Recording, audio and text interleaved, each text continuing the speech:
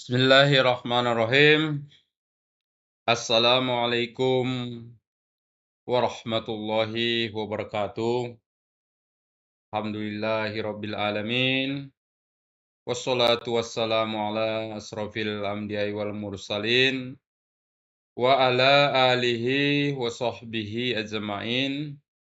Rabbis shrahli sadri wa yassir li amri wahlul 'uqdatam min lisani yafqahu qauli amma ba'du. Teman-teman, seluruh mahasiswa Universitas Dharma Indonesia, khususnya Fakultas Ekonomi dan Bisnis, program studi manajemen yang berhadir dalam perkuliahan perdana ini, tentu pertama-tama rasa syukur yang tak bosan-bosannya kita ucapkan kehadrat Allah Subhanahu wa Ta'ala.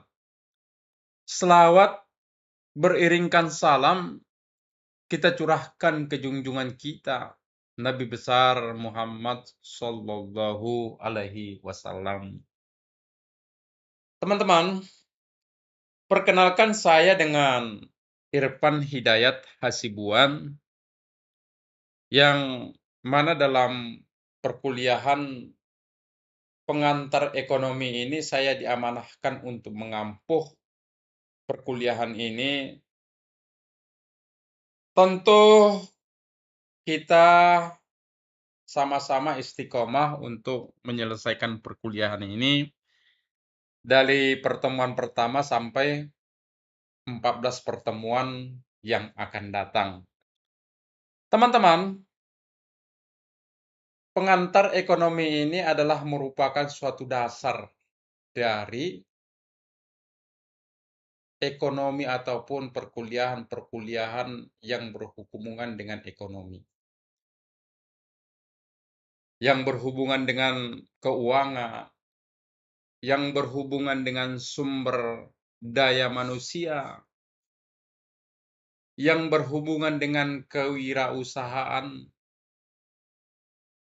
dan banyak sekali mata kuliah yang pada umumnya adalah harus menyelesaikan yang namanya pengantar ekonomi.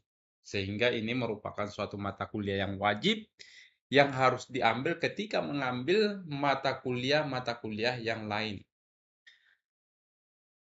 Nah, teman-teman, sebelum kita membahas lebih lanjut, tentu kita harus memahami dulu apa sih yang disebut dengan ekonomi. Ekonomi itu sendiri berasal dari bahasa Yunani, oikos, dalam bahasa kita adalah rumah tangga, dan nomos atau aturan-aturan hukum-hukum yang berlaku dalam rumah tangga. Nah, sehingga secara harfiah ekonomi itu berarti adalah aturan manajemen yang ada dalam rumah tangga. Nah, secara umum ilmu ekonomi merupakan suatu aktivitas yang mempelajari bagaimana manusia mengelola sumber daya yang terbatas untuk memenuhi kebutuhan dan keinginan yang tidak terbatas. Kenapa di sini dikatakan sumber daya yang terbatas? Karena tidak ada satu pun individu-individu yang mampu memenuhi kebutuhannya, yang mampu memenuhi keinginannya. Sementara kebutuhan dan keinginan manusia itu sendiri adalah tidak terbatas. Kenapa dikatakan tidak terbatas? Karena pada dasarnya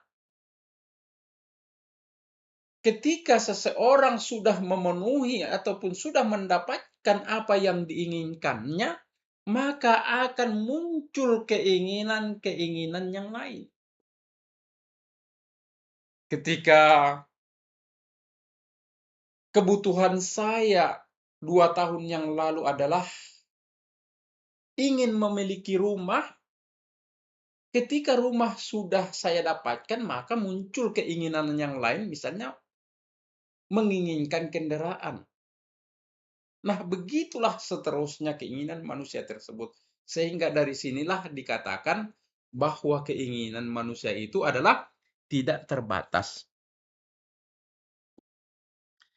Dan juga manusia dikatakan makhluk sosial, yaitu tadi karena tidak satu orang pun manusia, tidak satu orang pun individu yang mampu memenuhi kebutuhannya.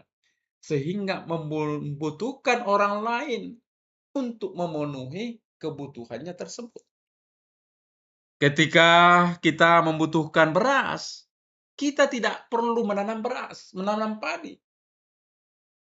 Karena ada orang petani yang menanam padi tersebut. Ketika kita membutuhkan kendaraan, kita tidak perlu memproduksi motor. Karena ada perusahaan-perusahaan yang memproduksi motor tersebut. Ketika kita membutuhkan pendidikan, kita tidak bisa memenuhi kebutuhan kita kalau tanpa ada yang namanya sekolah. Kalau tanpa ada yang namanya guru. Nah, sehingga disinilah manusia tersebut dikatakan makhluk individu karena tidak mampu memenuhi kebutuhan-kebutuhannya tersebut, sementara keinginan-keinginannya adalah keinginan yang tidak terbatas. Nah, kenapa ilmu ekonomi itu sangat penting? Karena itu tadi adanya kelangkaan sumber daya di dunia ini. Keterbatasan uang, keterbatasan waktu, keterbatasan tenaga kerja, keterbatasan sumber daya alam. Nah, sementara keinginan manusia terus berkembang. Nah, disinilah ekonomi hadir sebagai alat untuk mengambil keputusan yang terbaik dari berbagai pilihan-pilihan di tengah-tengah keterbatasan tersebut. Nah, teman-teman, adapun aspek utama dalam ekonomi, setidaknya di sini ada 3 aspek. Yang pertama adalah kita mengenal namanya produksi.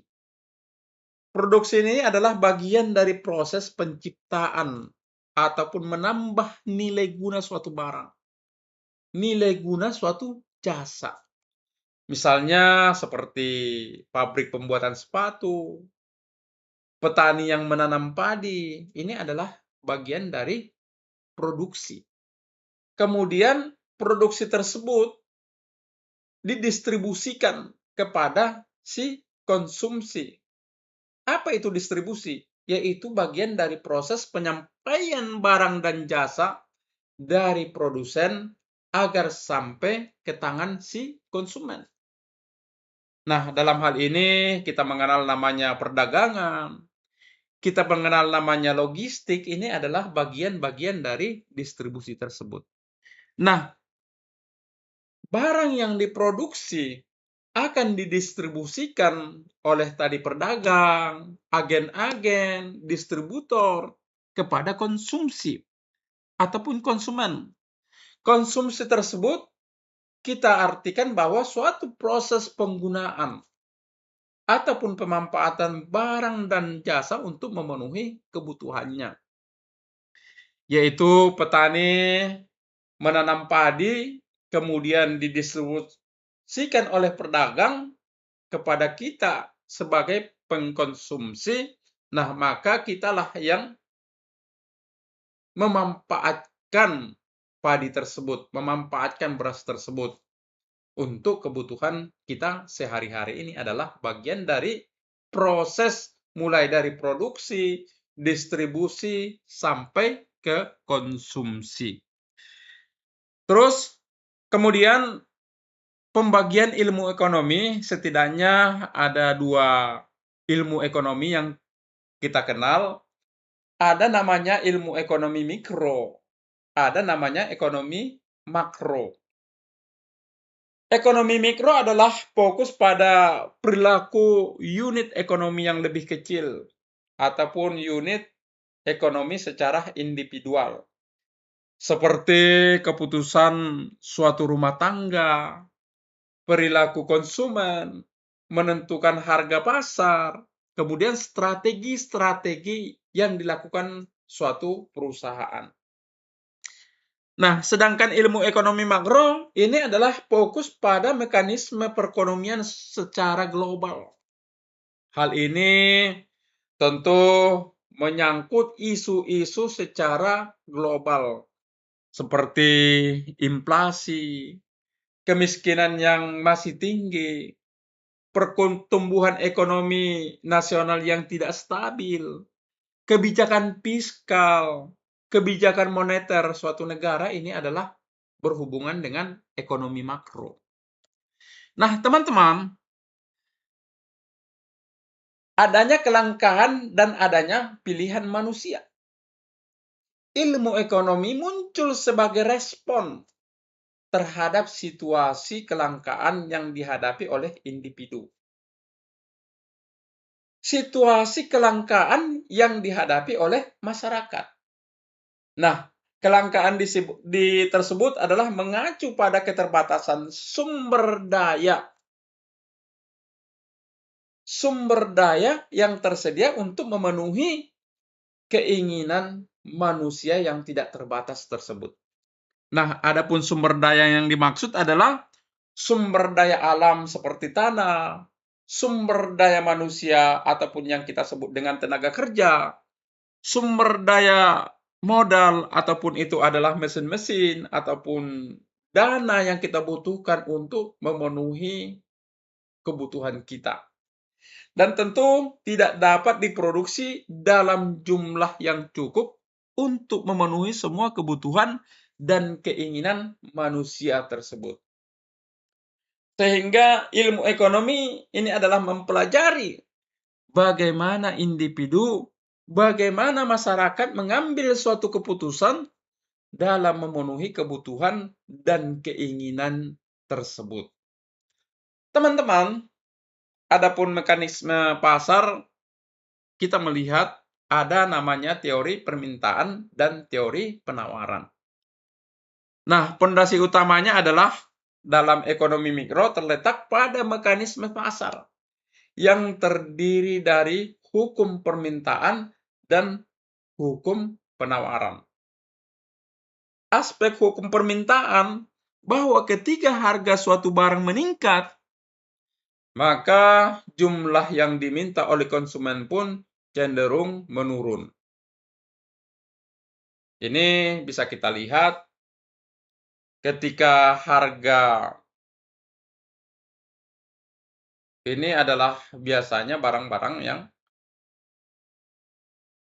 bukan barang-barang yang primer atau barang-barang yang sekunder. Contohnya, ketika harga mobil naik, maka untuk meminta ataupun untuk membutuhkan mobil tersebut pun semakin menurun. Ataupun orang-orang individu yang membeli mobil tersebut pun akan menurun. Ketika harga suatu buku, katakanlah buku, harganya turun, maka akan semakin banyak yang membeli buku tersebut. Itu namanya hukum permintaan. Nah, sedangkan dalam hukum penawaran, ketika harga meningkat, maka jumlah yang ditawarkan produsen pun juga akan meningkat. Ketika harga cabai naik, maka akan semakin banyak orang yang menanam cabai. Ketika harga ikan naik, maka makin semakin banyak petani yang menernak ikan. Ini adalah hukum penawaran. Nah, untuk keseimbangan harga tersebut adalah terbentuk ketika jumlah yang diminta sama dengan jumlah yang ditawarkan di pasar. Ketika permintaan lebih tinggi dari apa yang ditawarkan, otomatis harga pun akan semakin naik. Ini bisa kita lihat. Ketika panen cabai besar-besaran, maka harga cabai pun turun. Ketika harga buah mangga lagi panen raya, maka harga mangga pun akan semakin turun. Tapi ketika panen mangga sedikit, harga pun relatif naik. Ini adalah bagian daripada hukum-hukum permintaan dan hukum-hukum penawaran. Kemudian faktor-faktor yang bisa mempengaruhi permintaan dan penawaran adalah salah satu faktor selera konsumen. Bisa kita lihat seperti kendaraan mobil, selera masyarakat kota dengan masyarakat pegunungan ini berbeda. Masyarakat kota cenderung membutuhkan mobil seperti sedan. Sementara masyarakat pegunungan cenderung membutuhkan mobil seperti Jeep. Sehingga ketika sedan kita tawarkan ke pegunungan, relatif ini akan sedikit konsumen yang membutuhkan. Ini adalah bentuk selera sesuai dengan kebutuhan. Nah, kemudian perubahan pendapatan. Ini bisa kita lihat. Ketika semakin tinggi pendapatan, maka untuk membeli suatu barang pun akan semakin meningkat. Semakin banyak permintaan terhadap suatu barang, maka harga pun akan semakin meningkat. Kemudian kita mengenal namanya harga barang substitusi. Ketika harga susu naik, maka akan semakin banyak permintaan terhadap kopi. Ini adalah karena tadi susu adalah bagian dari barang substitusi dari kopi tersebut. Ketika teh botol naik, maka akan semakin banyak permintaan berhubungan dengan air mineral. Ini adalah contoh-contoh barang substitusi. Artinya barang tersebut bisa digantikan dengan barang yang lain dengan fungsi yang sama. Kemudian juga kita mengenal namanya biaya produksi. Semakin tinggi biaya produksi, otomatis harga pun semakin naik. Ketika harga naik, maka permintaan pun akan semakin menurun. Tapi ketika biaya produksi menurun, maka harga pun akan semakin menurun. Dengan penurunan harga, maka permintaan terhadap produksi tersebut pun, terhadap produk tersebut pun akan semakin meningkat. Nah, ini adalah faktor-faktor yang mempengaruhi permintaan dan penawaran tersebut. Nah, kemudian kita mengenal namanya elastisitas permintaan dan elastisitas penawaran. Elastisitas ini adalah merupakan suatu permintaan dan penawaran yang mana ukurannya kepekaan konsumen dan produsen terhadap perubahan harga. Permintaan elastis terjadi ketika perubahan harga barang yang menyebabkan perubahan besar dalam jumlah yang diminta.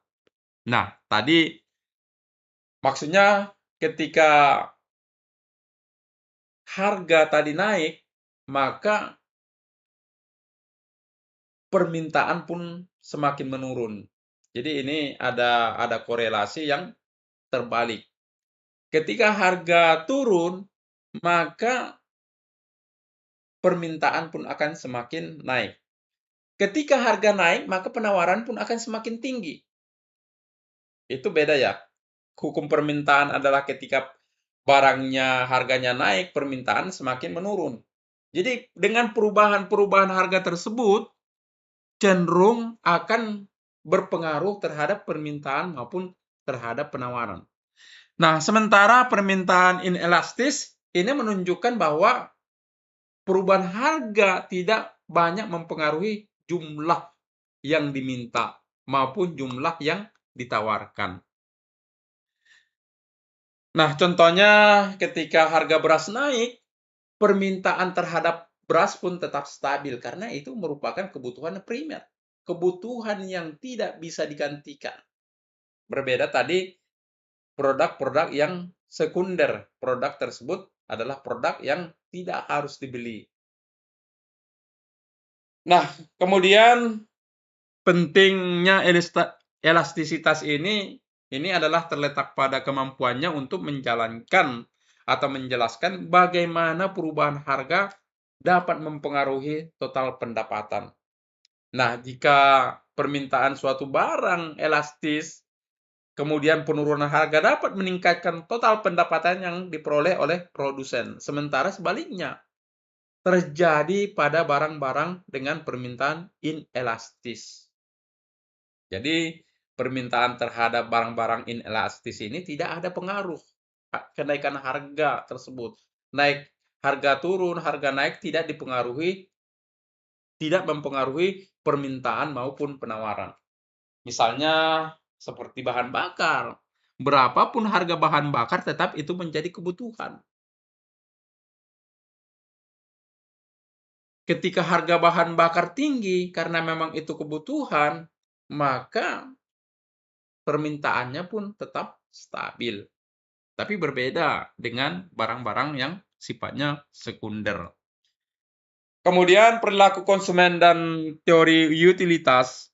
Teori perilaku konsumen ini berkaitan dengan cara individu untuk mengalokasikan pendapatan mereka untuk mencapai target kepuasan maksimal. Dalam konteks ini, dua pendekatan utama yang kita kenal. Yang pertama adalah pendekatan kardinal, kemudian yang kedua adalah pendekatan ordinal. Pendekatan kardinal itu sendiri adalah mengukur utilitas dalam suatu satuan tertentu, sementara pendekatan ordinal ini mengukur preferensi konsumen tanpa mengukur intensitas kepuasan. Dengan menggunakan alat ini, produsen dapat memahami preferensi konsumen dan merancang produk serta strategi pemasaran yang sesuai. Nah, pemahaman tentang perilaku konsumen yang sangat penting bagi produsen dalam merancang produksi dan strategi pemasaran yang sesuai dengan kebutuhan preferensi si konsumen tersebut. Teman-teman, teori produksi dan teori biaya perusahaan. Sebagai sisi produsen dalam ekonomi mikro, teori produksi menjelaskan bagaimana perusahaan mengkombinasikan berbagai input seperti tenaga kerja, modal, kemudian juga bahan baku ini adalah untuk menghasilkan output.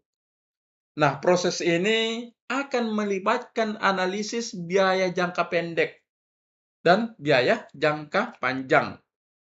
Dalam jangka pendek, beberapa faktor produksi dianggap tetap. Sementara dalam jangka panjang, semua faktor produksi dapat dimodifikasi. Kemudian, biaya total yang dikeluarkan perusahaan ini terdiri dari biaya tetap dan biaya variabel. Nah, tentu harus memahami struktur biaya ini karena ini merupakan sesuatu yang sangat penting bagi perusahaan untuk menentukan nilai ataupun harga jual yang optimal dan strategi produksi yang efisien. Kemudian struktur pasar, setidaknya kita mengenal beberapa struktur pasar yang ada di Indonesia. Struktur pasar persaingan sempurna. Struktur pasar monopoli, oligopoli, dan pasar monopolistik. Persaingan sempurna ini adalah di mana suatu produk, di mana suatu produsen, di mana suatu perusahaan beroperasi dengan produk homogen, menghasilkan efisiensi yang tinggi. Di mana suatu produk diproduksi oleh beberapa perusahaan. Itu namanya persaingan sempurna. Sehingga dalam hal ini, si produsen ataupun si perusahaan tidak bisa menentukan harga semena-mena karena dalam hal ini persaingannya begitu ketat. Persaingannya begitu tinggi.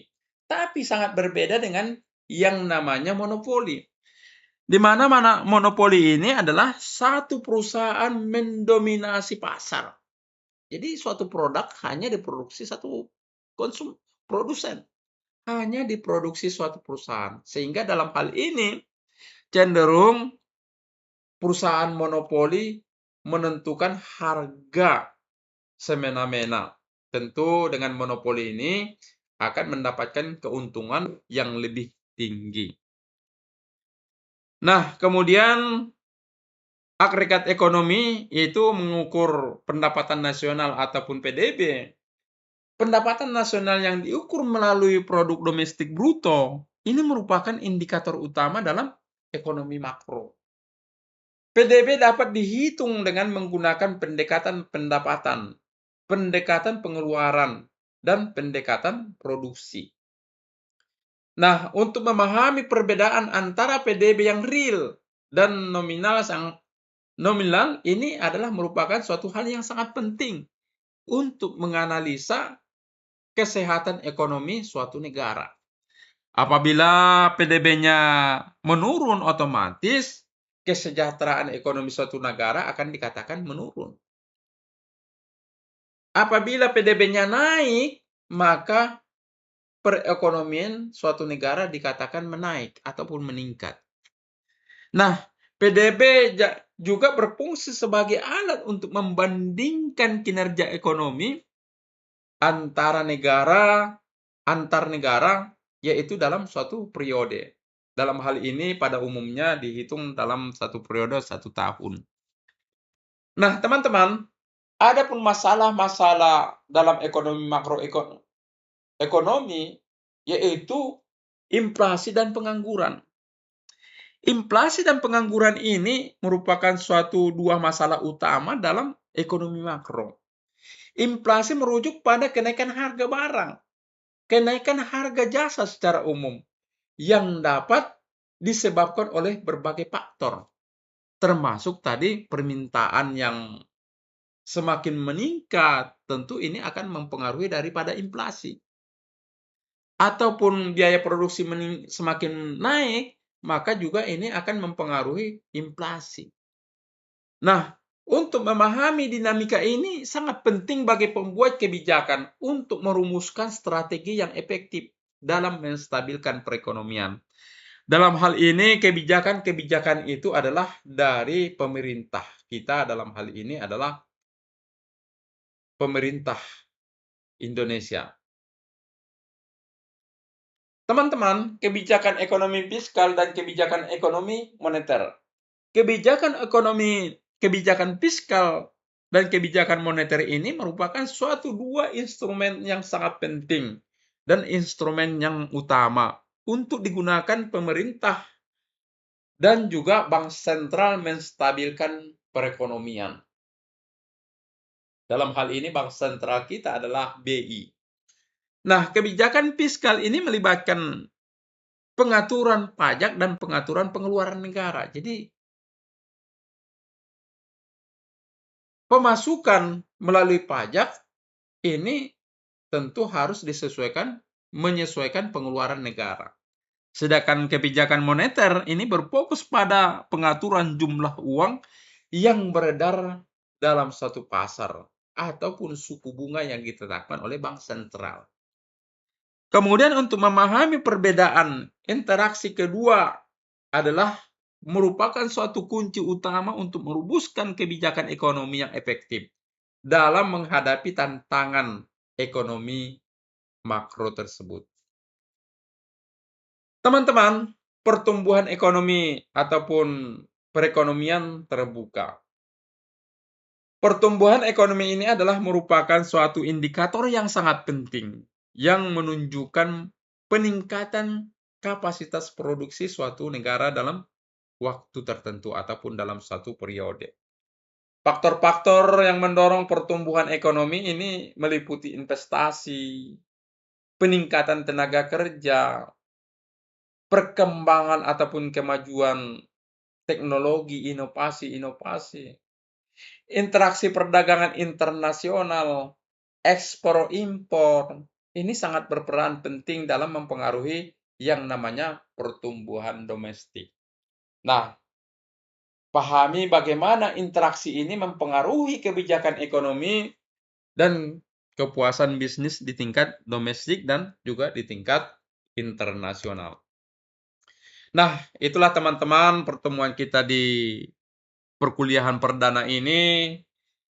Mudah-mudahan pertemuan yang singkat ini mendapatkan insight untuk kita semua, mendapatkan ilmu yang bermanfaat, bagaimana kita mengelola kebutuhan kita, bagaimana kita mengelola permintaan kita. Tentu ini harus kita sesuaikan dengan penghasilan kita. Karena pada dasarnya semakin tinggi penghasilan kita, maka kebutuhan kita pun akan semakin meningkat. Nah, teman-teman, kurang lebihnya mohon maaf. Wabillahi taufiq wal hidayah. Wassalamualaikum warahmatullahi wabarakatuh.